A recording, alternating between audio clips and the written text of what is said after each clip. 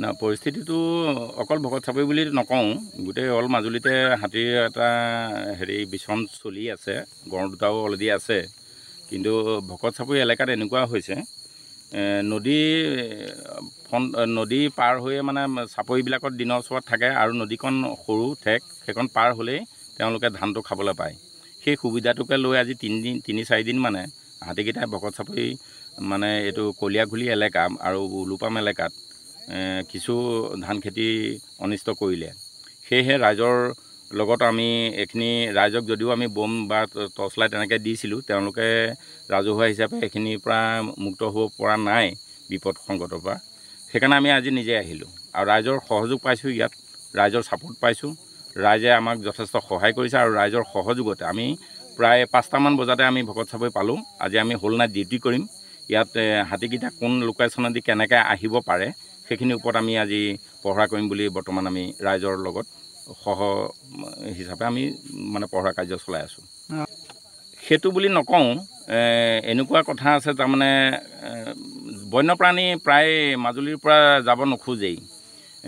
খুব ঘনাই বন্যপ্ৰাণীবিলাক কাজিৰঙাৰ পৰা হওক, আমাৰ উজনি ছাইডৰ পৰা হওক, হাতীৰ জাকটো আৰু গঁড়কেইটাও ঘনাই এই ছিজনটোত বিশেষকৈ, কাৰণ এইটো এটা মাটিমাহ কলমাহ ধান খেতি, এই বস্তুটো আমাৰ মাজুলীতে বেছি পৰিমাণে আছে। কাজিৰঙা ছাইডত সেইবিলাক বস্তু জানোৱাৰবিলাকে খাবলৈ নাপায়। এই মাটিমাহৰ বা এই ঘাঁহজাতীয় বস্তুবিলাক মাজুলীত আছে কাৰণে তেওঁলোক যাব নিবিচাৰে।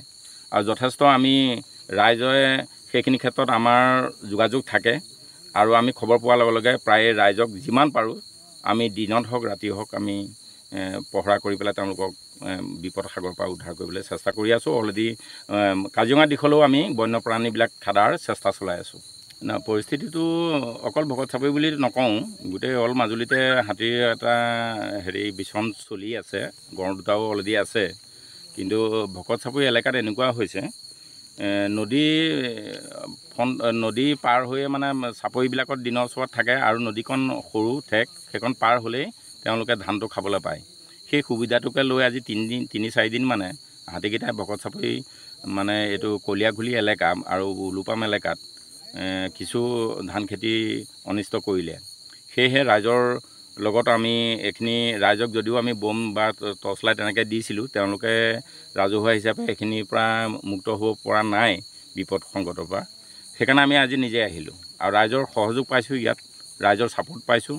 ৰাইজে আমাক যথেষ্ট সহায় কৰিছে আৰু ৰাইজৰ সহযোগতে আমি প্ৰায় 5টামান বজাতে আমি ভকত চাপৰি পালোঁ। আজি আমি হোল নাইট ডিউটি কৰিম। ইয়াত হাতীকেইটা কোন লোকেশ্যনেদি কেনেকৈ আহিব পাৰে সেইখিনিৰ ওপৰত আমি আজি পহৰা কৰিম বুলি বৰ্তমান আমি ৰাইজৰ লগত হিচাপে আমি মানে পহৰা কাৰ্য চলাই আছোঁ। সেইটো বুলি নকওঁ, এনেকুৱা কথা আছে তাৰমানে বন্যপ্ৰাণী প্ৰায় মাজুলীৰ পৰা যাব নোখোজেই। খুব ঘনাই বন্যপ্ৰাণীবিলাক কাজিৰঙাৰ পৰা হওক, আমাৰ উজনি ছাইডৰ পৰা হওক, হাতীৰ জাকটো আৰু গঁড়কেইটাও ঘনাই এই ছিজনটোত বিশেষকৈ, কাৰণ এইটো এটা মাটিমাহ কলমাহ ধান খেতি, এই বস্তুটো আমাৰ মাজুলীতে বেছি পৰিমাণে আছে। কাজিৰঙা ছাইডত সেইবিলাক বস্তু জানোৱাৰবিলাকে খাবলৈ নাপায়। এই মাটিমাহৰ বা এই ঘাঁহজাতীয় বস্তুবিলাক মাজুলীত আছে কাৰণে তেওঁলোক যাব নিবিচাৰে। আৰু যথেষ্ট আমি ৰাইজে সেইখিনি ক্ষেত্ৰত আমাৰ যোগাযোগ থাকে আৰু আমি খবৰ পোৱাৰ লগে লগে প্ৰায় ৰাইজক যিমান পাৰোঁ আমি দিনত হওক ৰাতি হওক আমি পহৰা কৰি পেলাই তেওঁলোকক বিপদ সাগৰৰ পৰা উদ্ধাৰ কৰিবলৈ চেষ্টা কৰি আছোঁ। অলৰেডি কাজিৰঙা দিশলৈও আমি বন্যপ্ৰাণীবিলাক খেদাৰ চেষ্টা চলাই আছোঁ। যে কোনো খবৰেৰ জন্য যোগাযোগ কৰুন 7099017330 এবং 7099017110 নম্বৰে।